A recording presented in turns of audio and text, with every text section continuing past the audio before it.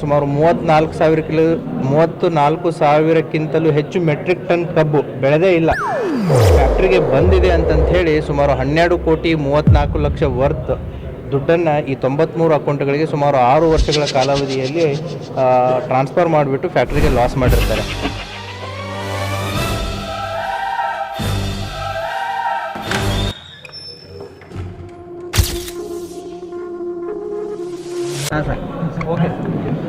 February 2026ರಂದು Babaleshwar police ಠಾಣಾ ವ್ಯಾಪ್ತಿಯಲ್ಲಿ ನಂದಿ ಸಹಕಾರಿ ಶುಗರ್ ಫ್ಯಾಕ್ಟ್ರಿ ವ್ಯವಸ್ಥಾಪಕರು ಒಂದು ಕಂಪ್ಲೇಂಟನ್ನು ಕೊಟ್ಟಿರ್ತಾರೆ.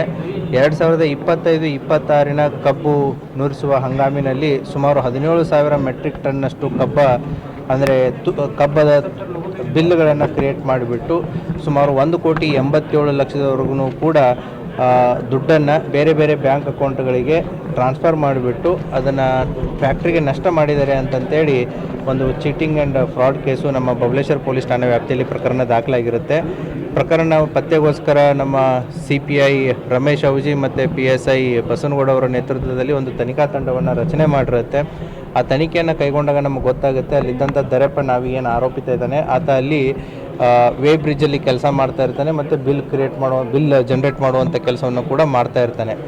ಆತ ಓವರ್ ಎ ಪೀರಿಯಡ್ ಆಫ್ ಅವನ ಜೊತೆಗೆ ಇನ್ನೊಬ್ಬ ಆರೋಪಿ, ಎರಡನೇ ಆರೋಪಿ ಬೀರಪ್ಪ ಗಡದಾರ್ ಅಂತ ಏನಿದ್ದಾನೆ, ಅವನು 2020ರಿಂದ 24ವರೆಗೂ ಅಲ್ಲಿ ಕೆಲಸ ಮಾಡ್ತಾ ಇರ್ತಾನೆ.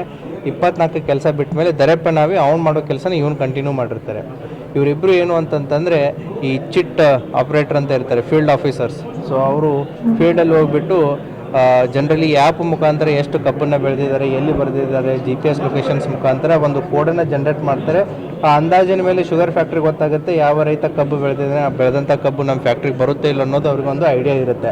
ಆ ಕೋಡನ್ನು ಅಲ್ಲಿ ಬಂದು ಅವ್ರು ತೋರಿಸಿದರೆ ಮೊದಲೇ ಆಲ್ರೆಡಿ ನಮ್ಮ ಶುಗರ್ ಫ್ಯಾಕ್ಟ್ರಿ ಅಂತಲೇ ಇದು ಎಲ್ಲ ರೀತಿಯಾದಂಥ ಒಂದು ವ್ಯವಸ್ಥೆಯನ್ನು ಹೊಂದಿದೆ ಅಂತಂತ ಹೇಳಿ ಅಲ್ಲಿ ಕಬ್ಬು ಬಂದಿದ್ದನ್ನು ಎಕ್ಸೆಪ್ಟ್ ಮಾಡ್ಕೊಳ್ಳೋದಾಗಿರ್ಬೋದು, ಅದನ್ನು ನುರಿಸೋದಾಗಿರ್ಬೋದು, ಈ ಕೆಲಸ ಕಾರ್ಯ ನಡೀತಾ ಇರುತ್ತೆ. ಫೀಲ್ಡಲ್ಲಿ ಕೆಲಸ ಮಾಡೋರು ಮತ್ತು ಈ ಬಿಲ್ ಆಪ್ರೇಟರು ಮತ್ತು ವೇ ಬ್ರಿಡ್ಜಲ್ಲಿದ್ದವರು ಸೇರಿಬಿಟ್ಟು ಸುಮಾರು ಓವರ್ ಎ ಪೀರಿಯಡ್ ಆಫ್ 2020-26 ಅಲ್ಲಿ ಈಗ ನಾವು ಪ್ರಕರಣದಲ್ಲಿರುವಂಥ 8 ಪ್ರಮುಖ ಆರೋಪಿಗಳು ಏನಿದ್ದಾರೆ ಅವರು ಕೊಟ್ಟಿರುವಂತಹ ಸುಮಾರು 93 ಜನರ ಹೆಸರಲ್ಲಿ ಅಕೌಂಟ್ಗಳಿಗೆ ಸುಮಾರು 34,000ಕ್ಕಿಂತಲೂ ಹೆಚ್ಚು ಮೆಟ್ರಿಕ್ ಟನ್ ಕಬ್ಬು ಬೆಳೆದೇ ಇಲ್ಲ, ಫ್ಯಾಕ್ಟ್ರಿಗೆ ಬಂದಿದೆ ಅಂತಂತ ಹೇಳಿ ಸುಮಾರು 12,34,00,000 ವರ್ತ್ ದುಡ್ಡನ್ನು ಈ 93 ಅಕೌಂಟ್ಗಳಿಗೆ ಸುಮಾರು 6 ವರ್ಷಗಳ ಕಾಲಾವಧಿಯಲ್ಲಿ ಟ್ರಾನ್ಸ್ಫರ್ ಮಾಡಿಬಿಟ್ಟು ಫ್ಯಾಕ್ಟ್ರಿಗೆ ಲಾಸ್ ಮಾಡಿರ್ತಾರೆ. ಆ ಹಿನ್ನೆಲೆಯಲ್ಲಿ 8 ಆರೋಪಿತರನ್ನು ಈಗ ಸುಮಾರು 2 to 3 months ಪೀರಿಯಡಲ್ಲಿ ಇನ್ವೆಸ್ಟಿಗೇಷನ್ ಮಾಡಿ ಇವರಿಂದ ಈಗ ಸುಮಾರು ನಾವು 11,32,00,000ವರೆಗೂ ಕೂಡ ರಿಕವರಿ ಮಾಡಲಾಗಿದೆ. ಇನ್ನೂ ಕೂಡ ಪ್ರಕರಣದಲ್ಲಿ 1 ಕೋಟಿಗಿಂತಲೂ ಹೆಚ್ಚು ದುಡ್ಡು ರಿಕವರಿ ಆಗೋದಿದೆ ಮತ್ತು ಇದರಲ್ಲಿ ಇನ್ನೂ ಕೂಡ ತನಿಖೆ ಮುಂದುವರೆದಿದೆ.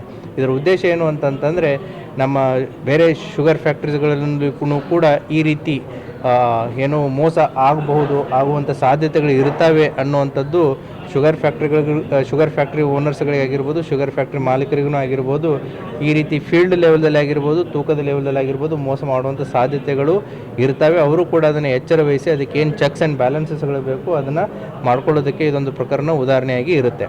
ಈ ಪ್ರಕರಣದಲ್ಲಿರೋ ಆರೋಪಿತರು ಕೆಲವೊಂದಿಷ್ಟು ಜನ ಆರೋಪಿತರು, ಒಟ್ಟು 6 ಜನ ಆರೋಪಿತರು ರಾಯಬಾಗ್ ತಾಲೂಕಿನವರಾಗಿದ್ದು, ಅದರಲ್ಲಿನೂ ಕೂಡ ಕೆಲವೊಂದಿಷ್ಟು ಜನದ ಮೇಲೆ ಈ ರೀತಿಯಾದಂಥ ಅಪವಾದಗಳಿದ್ದು ಅವರ ಮೇಲೆ ಹಾರೋಗೇರಿ, ಕಾಗವಾಡು ಮತ್ತು ಜಮಖಂಡಿ ಅಲ್ಲಿನೂ ಕೂಡ ಪ್ರಕರಣಗಳು ದಾಖಲಾಗಿದ್ದು ಕಂಡು ಬಂದಿದೆ.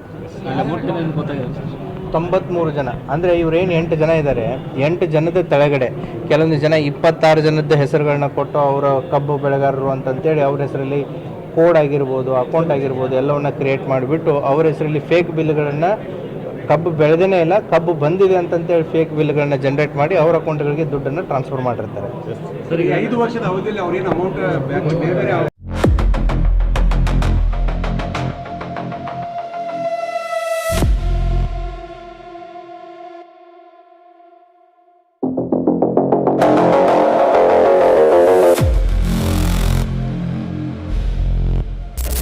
ಸುಮಾರು 34,000ಕ್ಕಿಂತಲೂ ಹೆಚ್ಚು ಮೆಟ್ರಿಕ್ ಟನ್ ಕಬ್ಬು ಬೆಳೆದೇ ಇಲ್ಲ, ಫ್ಯಾಕ್ಟ್ರಿಗೆ ಬಂದಿದೆ ಅಂತಂತ ಹೇಳಿ ಸುಮಾರು 12,34,00,000 ವರ್ತ್ ದುಡ್ಡನ್ನು ಈ 93 ಅಕೌಂಟ್ಗಳಿಗೆ ಸುಮಾರು 6 ವರ್ಷಗಳ ಕಾಲಾವಧಿಯಲ್ಲಿ ಟ್ರಾನ್ಸ್ಫರ್ ಮಾಡಿಬಿಟ್ಟು ಫ್ಯಾಕ್ಟ್ರಿಗೆ ಲಾಸ್ ಮಾಡಿರ್ತಾರೆ.